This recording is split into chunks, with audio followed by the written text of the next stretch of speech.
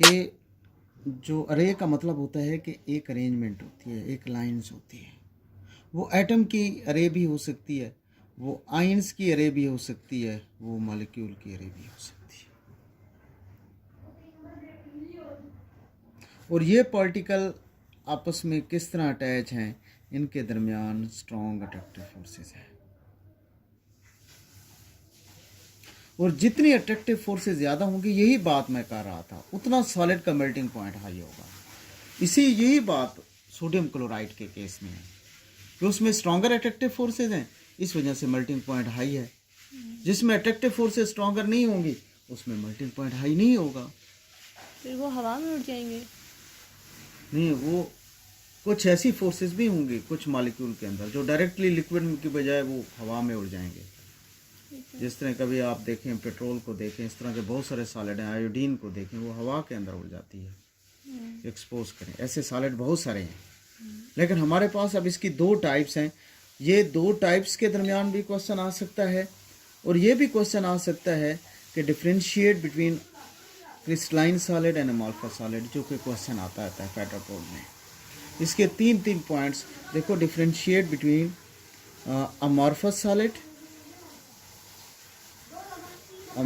Solid and crystalline solid.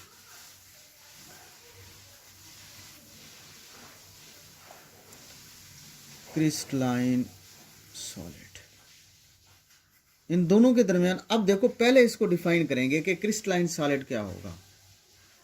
Crystalline solid ऐसा होगा कि इसमें रेगुलर अरेंजमेंट होगी। क्या होगी? Regular arrangement. ऑर्डर होगा कि पहले सोडियम आता है, फिर क्लोरीन आता है, फिर सोडियम आता है, फिर क्लोरीन आता है, फिर सोडियम होता है, फिर क्लोरीन आता है। ये एक रेगुलर अरे बनी हुई है। देखो, ये रेगुलर अरे है, ये रेगुलर अरे है। एक तरतीब होगी कि सोडियम आएगा, क्लोरीन आएगा, फिर सोडियम आएगा, फिर क्लोरीन होगा। इसको हम कहते हैं कि रेगुलर अरे है, रेगुलर तरतीब है इन पार्टिकल्स की। अब जब रेगुलर अरे होगी, और रेगुलर अरे इस तरह होगी, वो 3 डायमेंशनल होगी। एक्स एक्सेस, ये देखो यहाँ पे हमने एक्स एक्सेस, ये वाई एक्सेस और ये Z axis. X axis, Y axis और जेड एक्सेस, इसको 3 डायमेंशनल अरेंजमेंट भी कहते हैं। अच्छा। ये सॉलिड ऐसे भी हैं जिनकी 3 डायमेंशनल अरेंजमेंट है। ये इसकी 3 डायमेंशनल अरेंजमेंट है, एक्स वाई जेड।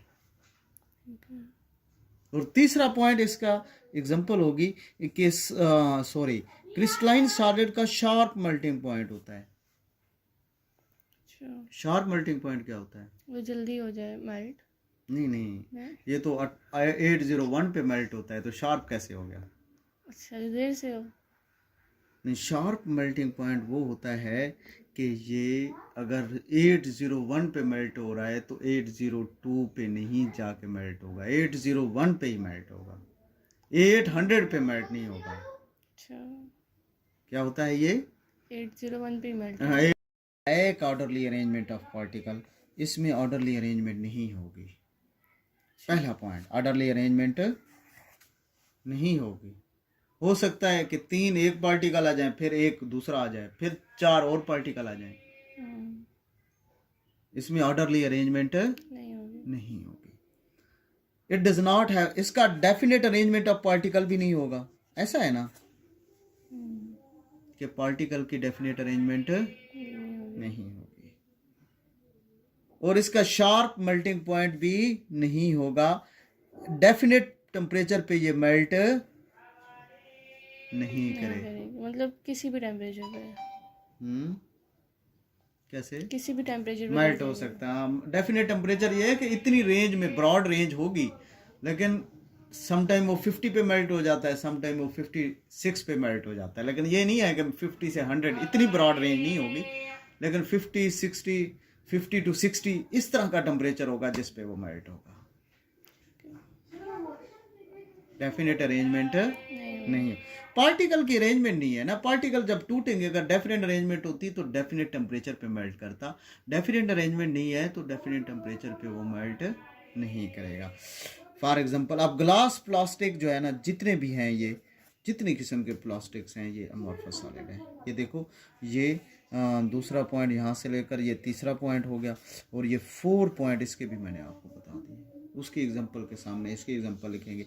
वही इसका अपोजिट है कि वो डेफिनेट टेम्परेचर पे मेल्ट करता है और ये डेफिनेट टेम्परेचर पे मेल्ट नहीं करता। तो ये